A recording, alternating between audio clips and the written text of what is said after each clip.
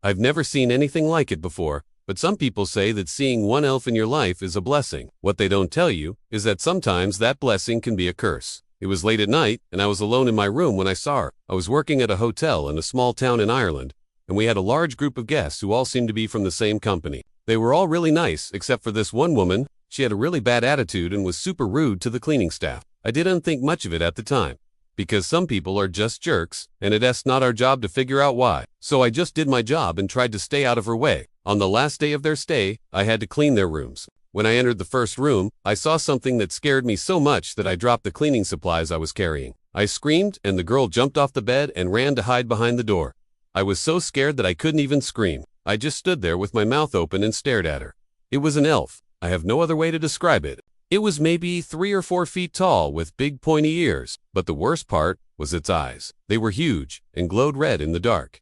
And it wasn't just any red, it was the red of fresh blood. I remember thinking, oh my God, what do? I couldn't move. I was completely frozen with fear. Then the girl came out from behind the door and said, don't be afraid, it's just me. Still, I couldn't move.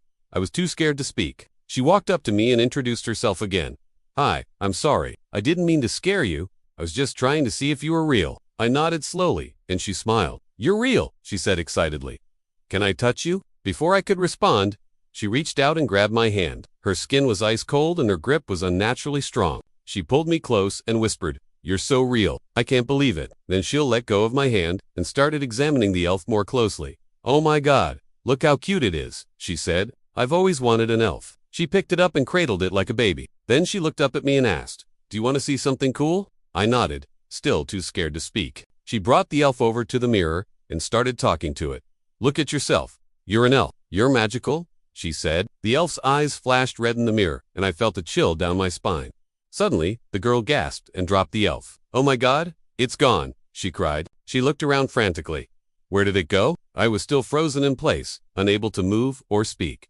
That's when I saw it. The elf was on the windowsill, perched on the edge, as if it were a bird about to take flight. It turned its glowing red eyes towards me and then jumped onto my bed. I screamed and backed away, but the girl grabbed my arm and pulled me closer. Look, she whispered.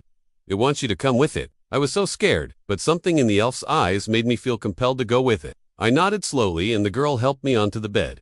When we got outside, the air was cold and crisp. The sky was filled with stars, and the full moon cast an eerie glow over everything. I could hear the elf's wings beating above me as it flew towards the forest. I turned to the girl and asked, where are we going? She just smiled and kept walking. We walked for what felt like hours. The trees were tall and dark, and the path was narrow and rocky. I could hear the elf's wings beating faster now, and I could feel my heart pounding in my chest. Then the trees started to thin, and I could see a clearing up ahead. As we approached, I could hear music. It was a beautiful melody that seemed to come from another world. I could also hear laughter and singing. And then I saw them.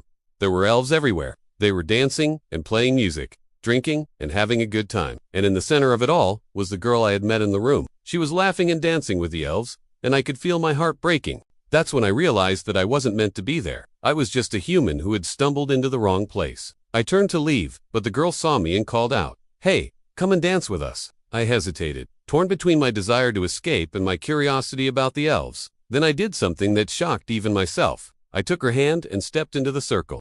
Hello, I'm here with a Scary My Teacher story. It was my first year of teaching, and I was student teaching at a high school. There were about 30 students in the class, all seniors. It was a small private Christian school in a rural area. The semester was almost over, and I was doing my final lesson plans for the year. All the students had to do was finish up their projects and turn them in. The final project was a diorama of their favorite Bible story. They had about 2 weeks to complete it. On the last day they were due, I was getting stuff from the printer room when I heard screams in my classroom. When I got to the door, I could see a student standing on his chair, waving his arms around and screaming bloody murder. The diorama he had made was on the floor and smashed to pieces. All the other students were staring at him with looks of horror on their faces. I ran into the classroom and asked what happened. The student who had made the diorama said that while he was working on it, one of the girls had put her hands into his project and pulled out this big knife and started stabbing it. She was laughing hysterically and wouldn't stop. Then she grabbed the diorama and smashed it on the floor. That's when the other kids started screaming and running for the hills. I looked at the girl and asked her why she did it. She just kept laughing and said she was the crazy one. I told her to go sit down. Then I went around and collected all the stuff she had pulled out of the diorama. Some of the other kids started picking up their things and leaving the classroom. As I was collecting the stuff, I noticed there was blood all over my classroom. There was blood on the wall, on the floor, even blood dripping from the ceiling. I screamed and ran to the window. As I was looking out the window, I heard a voice in my head saying, "You can't hide from me." I turned around and saw the girl standing behind me with a knife in her hand. I tried to scream, but no sound came out. She lunged at me, and the next thing I knew, everything went black. I woke up and I was lying on the floor. I got up and walked out into the hall. I could hear people talking, but I couldn't see anyone. I walked into the principal's office, and he was sitting at his desk crying. He looked up at me and said, "Thank God you're okay. We were so worried when we found you unconscious on the floor." "What happened?" I asked him. "That girl," he said, pointing to the girl who was sitting in a chair with her head down. "She went crazy. After you left the room, she started stabbing everyone. It took us a while to get her to stop. She's now in a mental institution and will never be released." For the next couple of days, I was getting checkups, and my wounds were being cleaned by nurses. The principal offered for me to take the rest of the year off, but I wanted to go back to work. I missed my students and I felt like I needed to finish out the year with them. When I went back to the school, I found out that some of the students had been taken home because of their injuries, and the ones that were still there were traumatized. They were all staring at the walls and not talking to each other. I tried to talk to them and be normal, but they didn't want to talk. They just got up and left the classroom. Well, the day before finals, I was getting stuff from the printer room when I heard screaming again. This time it was coming from the janitorial closet. I ran over and opened the door, and inside were 3 of my students hanging by their neck from the ceiling. One of them was my best friend. I screamed and ran out of the room. When I got to the principal's office, I collapsed and passed out again. When I woke up, the principal was holding my hand and was crying. He said, "It's okay. You're safe now. You don't have to go back." But I knew I had to go back. I was a teacher, and those were my students. But little did I know, I was walking into a nightmare.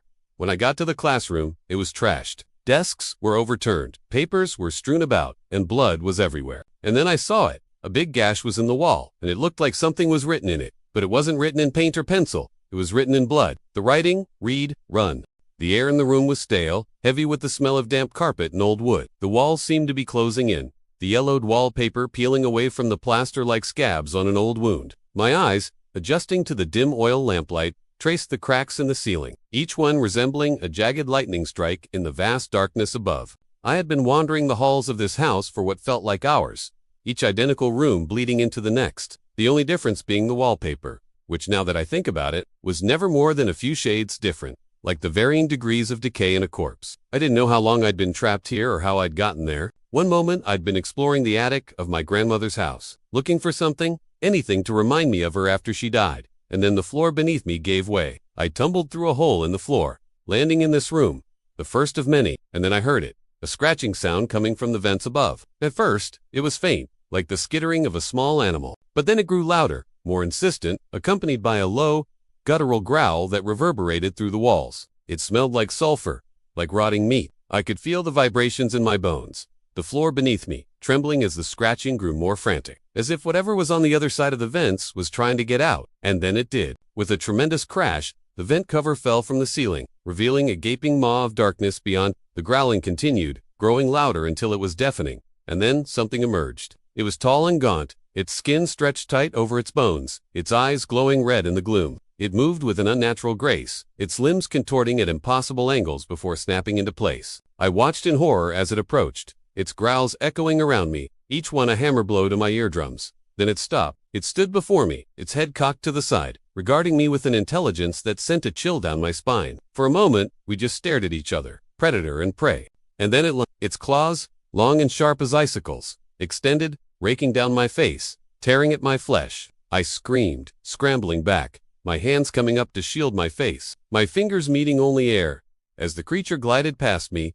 disappearing into the darkness from whence it came. I stood there, my heart pounding in my chest, my breath coming in ragged gasps, my hands still raised, expecting another attack. But there was nothing, only the sound of my own breathing and the faint scratching from the vents. I lowered my hands slowly, my eyes darting around the room, searching for any sign of movement in the shadows. Then I noticed something else. The walls were closing in again, the wallpaper receding back into place, the cracks in the ceiling vanishing. The room was changing, the very fabric of reality, twisting and warping until the walls met in the middle, and the room was no more. I had been trapped in the back rooms for who knows how long, and I was starting to lose my mind. First, the isolation, the endless, identical rooms, with their peeling wallpaper and gaping vents. And now this. Was this the end? Had I finally made it out, only to be trapped in an ever-shifting maze?